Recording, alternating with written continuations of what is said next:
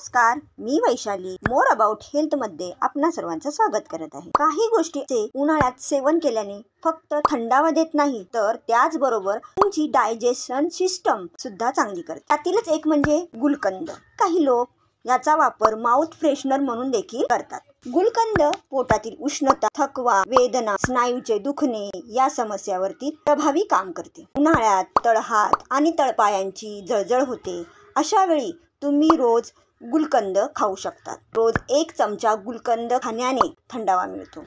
तुम्ही सरबत किंवा लस्सीमध्ये देखील टाकू शकता। तसेच तोंडातील अल्सरवर उपयोगी आहे। त्यात भरपूर प्रमाणात लोह असल्यामुळे महिलांनी मासिक पाळीत गुलकंद खाणे जरुरी आहे।